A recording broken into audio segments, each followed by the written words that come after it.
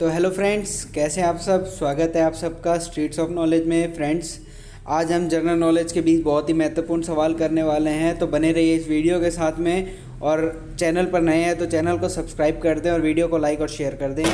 Streets of Knowledge. Welcome to the knowledge sector. तो friends, आज का जो हमारा पहला प्रश्न है वो है, निम्नलिखित संघ शासित क्षेत्रों में से सबसे छोटा क्षेत्रफल में कौन सा है। Option A Chandigarh, option B Dadra और नागर हवेल, ऑप्शन सी दमन और दीव, ऑप्शन डी लक्षद्वीप। तो जो इसका सही उत्तर है वो है ऑप्शन नंबर डी, लक्षद्वीप। आए हम अपने दूसरे प्रश्न की ओर। तो हमारा जो दूसरा प्रश्न है वो है, सुंदरवन या मैनग्रोव वन कहाँ पाए जाते हैं। ऑप्शन ए कच्छ प्रायद्वीप, ऑप्शन बी पश्चिमी घाट, ऑप्शन सी कोंकण तट, ऑप्शन डी डेल्टाई पश्चिम बंगाल। तो जो इसका सही उत्तर है वो है ऑप्शन नंबर डी, डेल्टाई पश्चिम बंगाल। तीसरे प्रश्न पे आते हैं, और तीसरा जो हमारा प्रश्न है वो है, हीराकुंड बांध किस नदी पर बनाया गया है। Option A Mahanadi, option B Godavari, option C Kaveri, option B Periyar. तो जो इसका सही उत्तर है वो है ऑप्शन नंबर ए, महानदी। चौथा जो हमारा प्रश्न है वो है, एकीकृत इस्पात संयंत्र जो भारतीय इस्पात प्राधिकरण के प्रबंध के अंतर्गत नहीं आता, निम्नलिखित में से किस स्थान पर है। Option A Bhilai, option B Durgapur, option C Rourkela, option D Jamshedpur. तो जो सही उत्तर है वो आप देख सकते हैं स्क्रीन पर, ऑप्शन नंबर डी, जमशेदपुर। पांचवें प्रश्न पे आते हैं। पांचवा जो हमारा प्रश्न है वो है, रावी नदी पर निर्मित देश का सबसे ऊंचा बहुउद्देशीय बांध है। भाखरा नांगल, कलगांव, रणजीत सागर बांध, रिहंद बांध। तो जो इसका सही उत्तर है वो है ऑप्शन नंबर सी, रणजीत सागर बांध। आते हैं हम अपने छठे प्रश्न की ओर।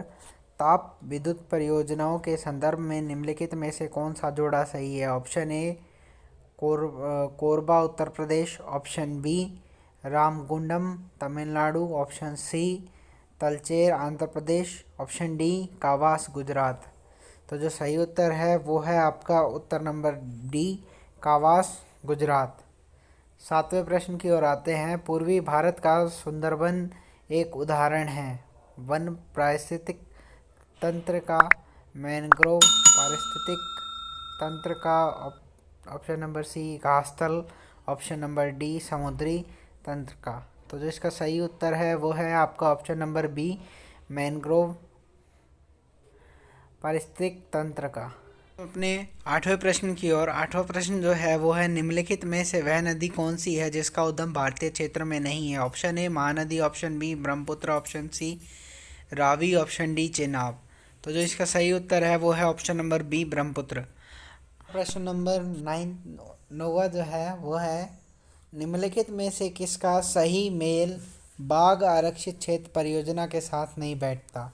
Option A Sariska Alwar, option B Valmiki Hazaribagh, option C Pench Garhwal, option D Nagarjuna Sagar, C Srisailam. तो जो सही उत्तर है वो है option number C, Pench Garhwal. जो 10वां प्रश्न है वो है, प्रायद्वीपीय भारत की सबसे बड़ी नदी कौन सी है। Option A Narmada, option B Godavari, option C Mahanadi, option D Kaveri. तो जो सही उत्तर है वो है ऑप्शन नंबर बी, गोदावरी। ने 11वें प्रश्न पे, तो हमारा जो 11वां प्रश्न है वो है, निम्नलिखित में से वह राज्य क्षेत्र कौन सा है जिसकी सीमा मिजोरम से लगी हुई नहीं है। Option A Nagaland, option B Myanmar, option C Assam, option D Tripura. तो जो सही उत्तर है वो है ऑप्शन नंबर ए, नागालैंड। आते हैं हम अपने 12वें प्रश्न की ओर। तो हमारा जो 12वां प्रश्न है वो है, निम्नलिखित में से वह नदी कौन सी है जिसका उद्गम भारतीय क्षेत्र में नहीं है। Option A Godavari, option B Jhelum, option C Ravi, option D Ghaggar. तो जो सही उत्तर है वो है ऑप्शन नंबर डी, घाघर। तो हमारा जो अगला प्रश्न है वो है, विद्युत उत्पादन के लिए नगर उपशिष्टों का प्रयोग करने वाला भारत में पहला शहर कौन सा है। Option A Kolkata, option B Mumbai, option C Delhi, option D Chennai. तो जो सही उत्तर है वो है ऑप्शन नंबर डी चेन्नई। तो जो हमारा अगला प्रश्न है वो है निम्नलिखित में से कौन सा राज्य भारत में सबसे अधिक मैंगनीज पैदा करता है। Option A Madhya Pradesh, option B Andhra Pradesh, option C Uttar Pradesh, option D Orissa. तो जो सही उत्तर है वो है ऑप्शन नंबर ए मध्य प्रदेश। अगले प्रश्न की ओर आते हैं। भारत का सबसे पहला तट आधारित आधुनिक एकीकृत इस्पात संयंत्र कहाँ स्थित है। Option A Salem, option D B Haldia, option C Mangalore, option D Visakhapatnam. तो जो सही उत्तर है वो है ऑप्शन नंबर डी विशाखापट्टनम। आते हैं हम अपने अगले प्रश्न की ओर। तो हमारा जो अगला प्रश्न है वो है गुजरात भारत में नमक का सबसे बड़ा उत्पादक है क्योंकि। ऑप्शन उसके पास विस्तृत शुष्क तट है, उसके तटों के जल में नमक की मात्रा अधिक है, उसके पास विस्तृत उथले सागर है, खारे जल से नमक का उत्पादन करने के लिए अतिरिक्त उसके पास खास खनिज नमक के भंडार हैं। तो जो सही उत्तर है वो है ऑप्शन नंबर ए उसके पास विस्तृत शुष्क तट हैं। अगला है निम्नलिखित में से कौन सा जोड़ा गलत बनाया गया है। ऑप्शन ए कोयना परियोजना महाराष्ट्र, शरावती परियोजना कर्नाटक, वाली मेला परियोजना उड़ीसा, और ऑप्शन नंबर डी साबरीगिरी परियोजना गुजरात। सही उत्तर देखेंगे, सही उत्तर है ऑप्शन नंबर डी साबरीगिरी परियोजना गुजरात। बढ़ते हैं अपने अगले प्रश्न की ओर।